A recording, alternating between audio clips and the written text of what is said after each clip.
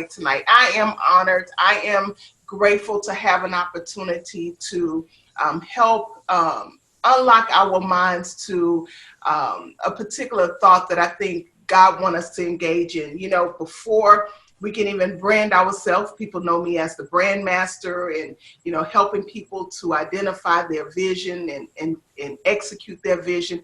Before we even can do that, we have to change our mind. We have to deal with our mindset. So I hope you're ready. I hope you have your pen, your pad, whatever you need to get comfortable to engage. Chat with us in the chat box, if you will, on tonight, if you have any thoughts, because we'll do some recapping at the end. So let me go ahead and share my screen, and then we will definitely get started. So tonight, guys, we are talking about mind your business. Let me let that sit in, because when I heard it first, I heard it, and then you become, once you start shifting your mindset, you become a magnet for everything that you think. And so we're going to be talking about tonight the 7 steps to minding your business. So if you're ready, we're going to go ahead and dive in. I like to start off with just a couple of quotes. Now, this is a quote from Winston Churchill. He says, "The empires of the future are the empires of our mind." So what we see, how big we see, and when we think about an empire, we think about something big, a big building, a big environment. When you think about empire on TV, this luscious, you know, home, they're millionaires, they're wealthy. So you think about those type of things. The level and the value of that is equal to what we have in our mind. Another quote I want to start off with is one, the author is unknown, but it says, "When writing the story of your life, don't let anyone else hold the pen." I'll let that sit in just for a moment. Everybody, all of us have a story, and our story is tied into our imagination, what we see and what we believe. And it's up to us to write our own story. So you have an opportunity on tonight to begin to think about it. If you hadn't already started thinking about who you are and what you do, you have an opportunity to definitely do that. And I just want to make sure, I'm not sure, let me do some real quick. Yes, we are recording. I just want to make sure. I couldn't remember if I had hit the button, but I did. Good going, Michelle. So now we're going to go ahead and keep forging forward. I have a couple of slides we're going to go. So when we look at, you know, just a premise, you know, this is not churchy at all, but it is a foundation scripture that I want us to take a look at. And it may be very, very familiar to you. It may be very, very familiar to you. And it's Romans 12:1. And it says, "I beseech you, therefore, brethren, by the mercies of God, that you present your bodies a living sacrifice, holy, acceptable unto God, which is your reasonable service." Now watch verse 2. He says, "And be not conformed to this world, but be ye transformed by the renewing of your mind, that you may prove what is good, what is the good and perfect, acceptable and perfect will of God." Now let's take a look at, you know, if you like me, you like to break it down, you want a, you know, different version. I love the Message Bible. So we're just going to take a peek at the what the Message Bible says. We're not going to read it all, but I just want to highlight, you know, the point where it says, embracing what God does for you is the best thing you could do for him. And we all want to please him. But don't become so well adjusted to this culture, to your culture, that you fit into without even thinking about it. You just become this chameleon. You know the chameleon is that lizard that get on a tree and he turn brown if the tree is brown, it turn green if the tree is green, it turn red if he land on red. You know, he conforms to whatever environment. And the word is telling us, no, our minds have to be fixed on the attentions of God, what God is giving us intentions to, what he wants us to pay attention to. And then it says, you'll be changed from the inside out. So most people think, some people think it starts with, our outside, our outer beauty. If I feel good on the outside, if I fix up my hair, fix up my face, fix up, my clothes, then it's going to help my mind. But really, the honest place is that it starts in your mind. So when we say mind your business, my question to you on tonight is, what is shaping your thoughts for your destiny, for your future, for your legacy, for what you desire? Let me tell you something. I have a friend. His name is Jeff. He's part of the Collaborative U. And I can call Jeff or set up an appointment with Jeff and talk to him. He's a financial service counselor. And I could call him and he'll say, hey, Oprah's coach. He says that, and he says it all of the time. Guess what that's doing to my mind? Guess what? It's a seed planted into my mind for me to begin to think in a certain capacity or level, and not so much that it's Oprah, but the caliber. You begin to think higher. You're elevated in your thinking. So I commend him for doing that, because it has literally changed my life with just having that seed planted. And so those are things that you can identify with that talk about the mind. Now, there are 3 parts to the mind. And I know this is probably something you may already know, but I think it's important that we actually start here so we can understand the importance once we start taking a deeper dive, because we're only going to deal with one part today. So you have the conscious. The conscious part is the 24/7. That's the part that's present all the time. When we're in conversation, we're engaging. We're going to talk about that in a few minutes. Unconscious. You have the unconscious part of you, and then you have your subconscious. And so when you look at how traditionally it's said, it's mind, body, and soul. It's operating from one of those, and one of them are gonna rule. Either your flesh or your spirit or your mind. One of them, they're gonna rule. They're gonna have dominant presence in your life. So let's take a look at, when we talk about your conscious. It's the mind. It's the conscious mind. Is the part where we are aware, and the part we think from. So it's pretty much the way we operate all the time. It's the easiest place to be manipulated, right? It's the place where we can change our mind at any given time. It's very flexible, we're very flexible in that. And so when someone says my mind in a conversation, this is normally the part that they're talking about, is their conscious part. And let's move to the unconscious. Not that it's the second or the third, but this is probably the most next step that you'll find when you're talking about the mind, the next level of the mind. The unconscious mind is the creator of dreams.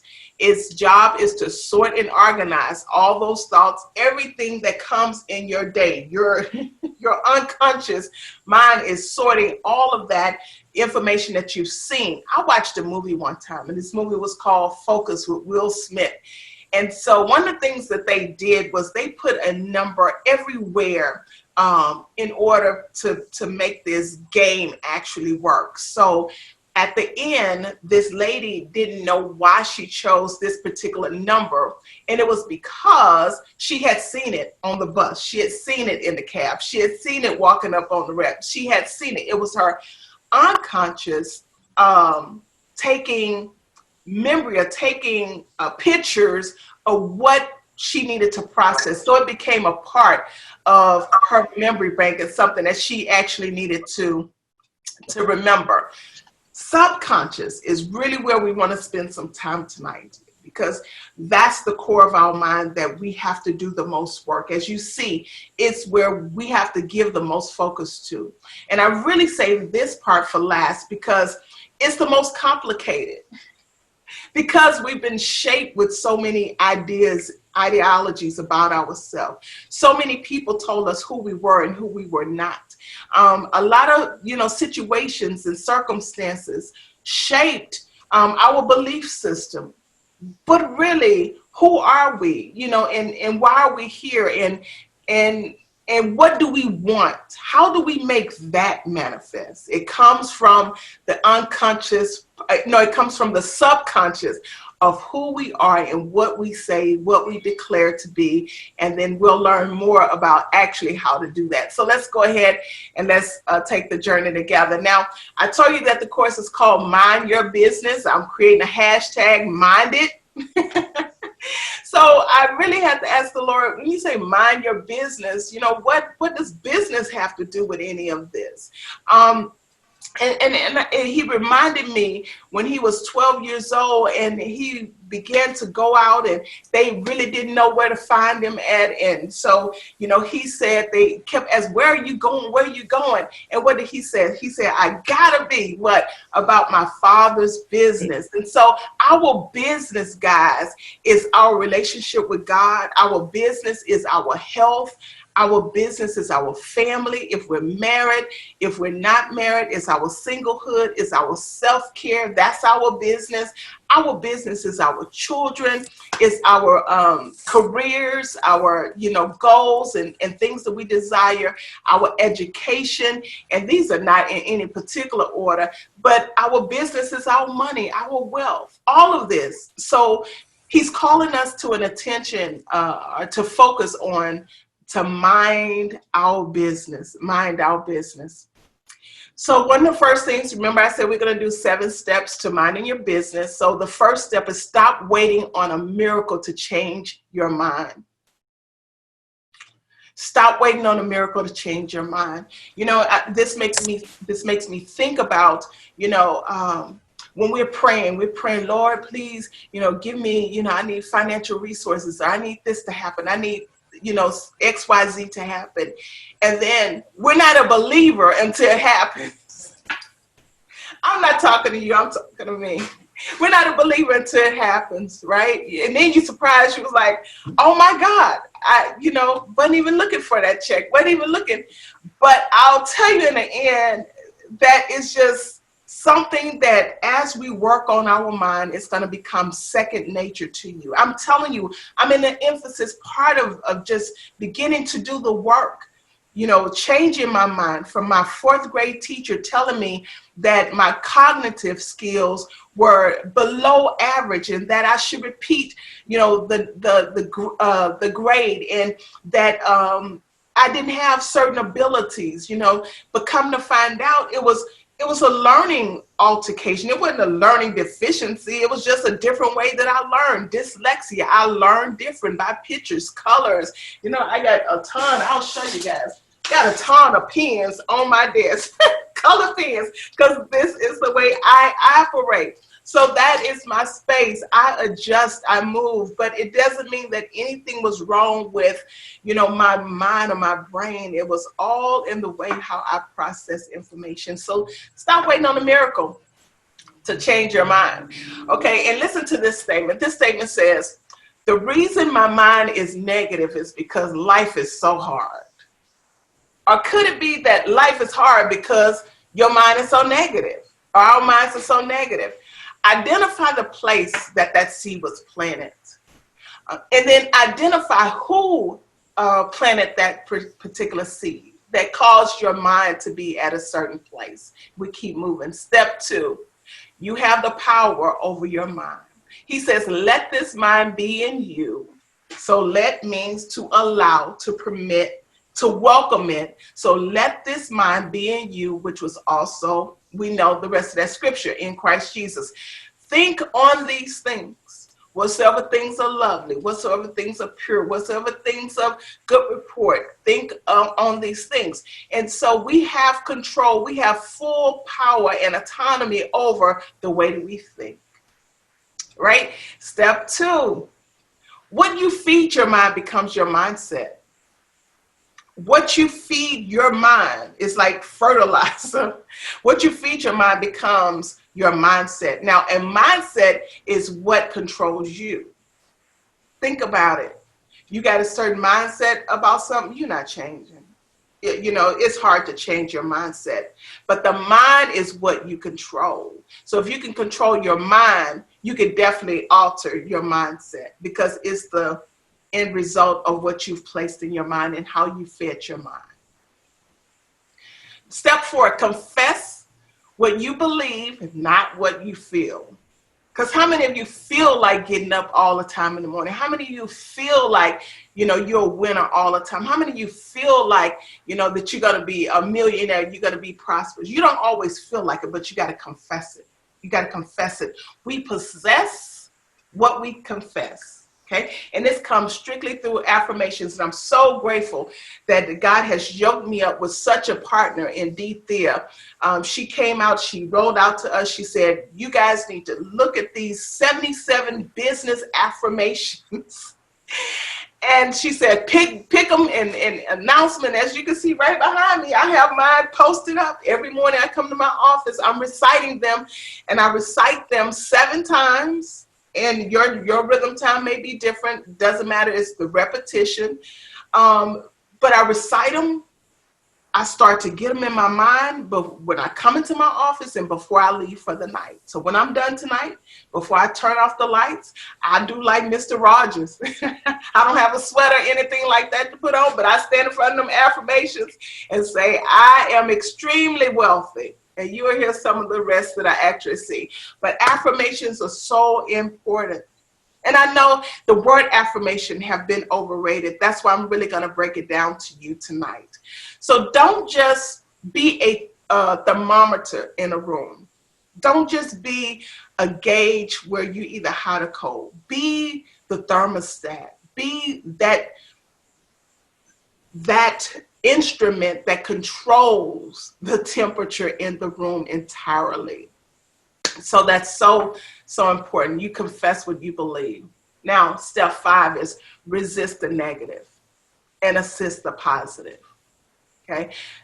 All of this was divine downloads today as I began to just break down different things that I had been just really helping myself push through, because I'm in a different space and place. I know that there's a graduation, of things that are coming for all of us. Even for you, things that you desire, things that you always wanted to have, always wanted to do, always wanted to be. I heard some rappers today, say, they were in a hood in New Orleans and they say, I'm going to be a millionaire. And guess what? Now they're in Hollywood. They living a life. The principle of what we say is activated upon our belief. It is no respect of person. So the missing piece of the manifestation not happening is all about our belief system, our mind, where we put our mind, focus on our mind. So thoughts come and go. Now let's be clear about that. We could be as positive as we want to, but a thought will come to your mind and challenge what you've been saying to yourself. And that's honestly speaking, that's real talk, as we would say. That's the truth of the matter. But the more you condition your mind, the faster you'll recognize it, and the faster you can put the negative to rest. So they may swim. They may swim in your mind. And I laugh, guys, because this is good to me. This information, this stuff is good to me because it is transforming our minds. He says, transform your minds. So when the thoughts are swimming in your mind, don't let them take that. Don't give them permission or privilege to remain. Don't give them an opportunity to take anchor in your mind. Okay, so let's keep going. Number 6, celebrate the process.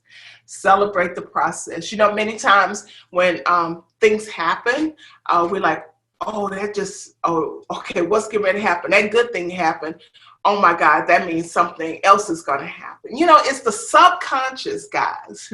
The subconscious that has the ability to overrule the unconscious. The unconscious is those things that we process, we see, is organizing all of our thoughts, and it's trying to compartmentalize. But the subconscious should be the thing that really rules. It's the spirit of our mind that rules and abides, and that sets the tone. So look, God created the world in 6 days. 7 days, we have the world, right? We have, the existence of the world. 6 days, every day that he did it. First day he created, he said, That's good. He saw it. He said, that's good. You know, second day, that's good. Never did he focus on what was not done. When we focus on all that was done in this day and we say, that's good, that's an example of us celebrating this process, celebrating the fact that we've accomplished that which we have set out our minds to do. Tomorrow, that's why he said tomorrow will take care of itself. But I want to give you something that he said when he finished all of the days and he was done with his work. He was completed. He said, now that's very good. That's very good. So there are different levels of celebration. But the point of the matter is every milestone that you hit, that you accomplish in your mind. Let's take this, for example, right now, guys. I'm on this battle that by December, I'm going to be lighter. So I've started this boot camp. I'm starting this nutritional deal. Thea has encouraged me. She don't probably even know it. I'm a pescatarian now. You know, I had this salmon salad tonight. So changing those things because they all contribute to our mind, how we feel with our body, how we, how our bodies are healthy and ready to move to the next, thing. I can tell a difference if I go get a cheeseburger from Whataburger and then I actually eat a nice, very healthy meal. Those are different. Those are changes that we have to make. But I said that to say that, y'all, I'm not where I want to be with this process. But the mere fact that I went out Monday night and the coach that I was working with, he told me, let's see what you got. Let's see what you can do. So he had me run around this thing and he was like, okay. He said, okay, you could do a little bit more. I was like, okay. So I started looking at the wall and I started picturing myself in December. I ain't kidding y'all at all. I started seeing myself in December. And when that man said, can you do another one? I said, yes, I can. Now, I probably paid for it a little later, a couple of days after that, but I did it. And I celebrated the fact that I accomplished that little small goal, small example, but you understand exactly what I mean. Celebration is important. So I'm looking forward to going next Monday and doing the same. So you are complete. You are complete. You have everything you need. All the faculties of your mind. I don't care what, they've said about the lack thereof. Cognitive disorder, you dyslexia, or you can't remember nothing. You feel you're getting older. You're not lacking nothing. Nothing is missing and nothing is broken. You are all what you need, and all that you need, you have on the inside of you to do. Now, here is my warning to you. I give this warning because I had to face the same things. When you begin to compare yourself to others, compare yourself to how other people did it, compare yourself to, how somebody else is doing something. There is no duplicate. There's only one original. You're the only one original.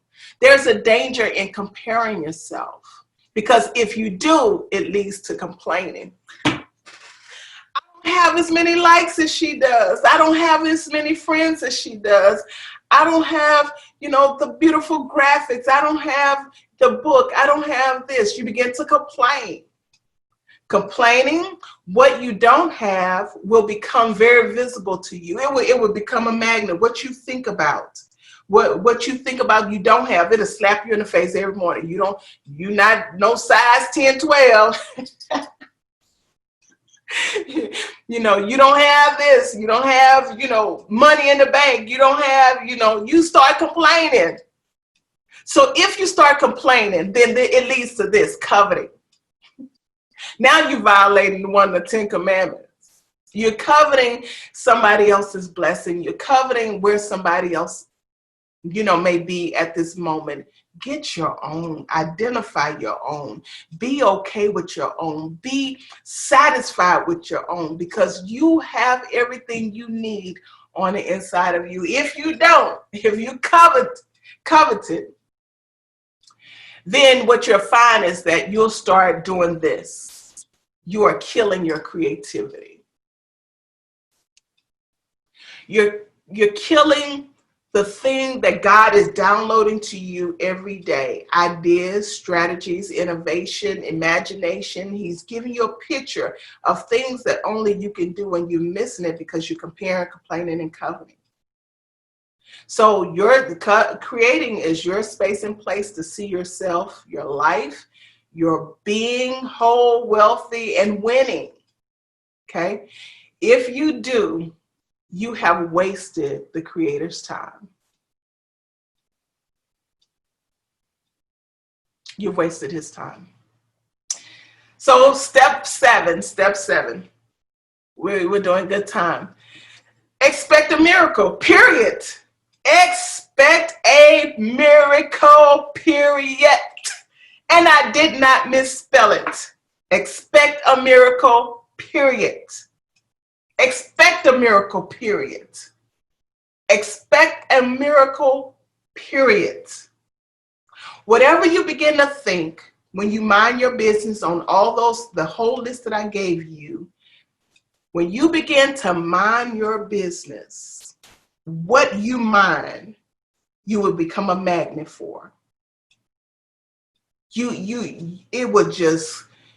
will receive a phone call. You didn't even ask for this call, but you'll receive a call because it was something that you said, I'm going to have this by July 31st. Watch me. All right. So when we say mind, the M is mastering. Guys, master it. Master it. Become a master of your mind. Become the full authority of your mind. Master your thoughts. I is those ideas, imaginations, and innovations, all those great things that God has downloaded to you. You master those things. Write them down. Create a strategy for it. The N is never negotiate. I was going to say, I ain't negotiating. Don't negotiate with nobody about who God says you are. It's not up for negotiation. Never negotiate. And then the D is dominate. In the field of where you are, dominate, take over, occupy, do business until he comes. Dominate it. Because he's put you in that space in space and place for such a time as this.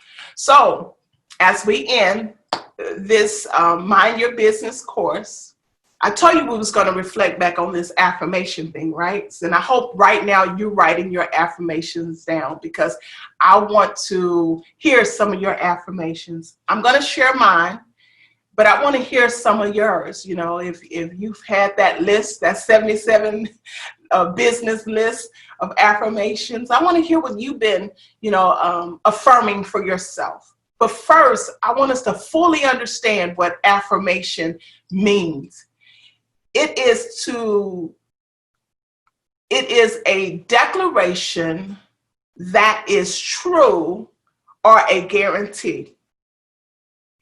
Affirmation is just such a really nice word.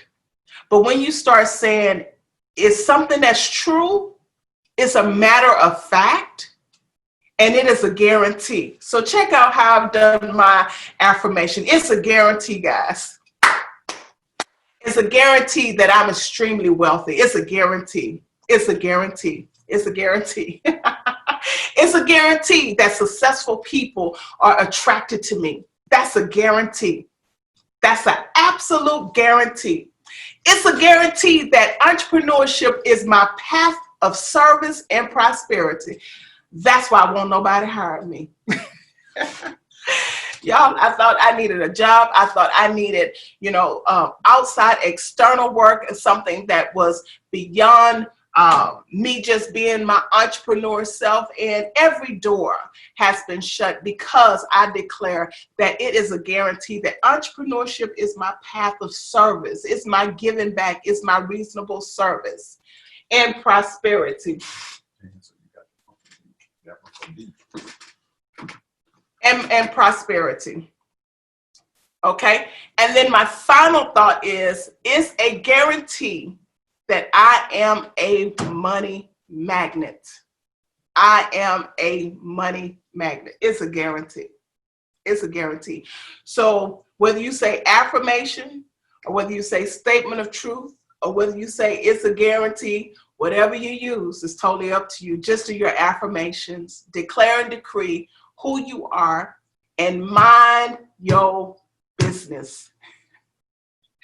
All right, guys, that is my presentation to you. I want to hear from you. I want to hear what what God is saying, what he's speaking to you in this lesson. You can see I'm just really overflowing with what he's downloaded to me. It's been a life-changing moment. It's been work, because when I think about everything that was said in my belief system, things that happened to me, at the age of 13, things that was done to me that caused me to really retreat and really for years, be in a place where I really couldn't see clearly as to who I was or what God said about me. But today, I am very assured, and I have a guarantee that I'm walking in my wealthy place. And it's not just for the wealth, it's so that I can accomplish what he sent me here to do.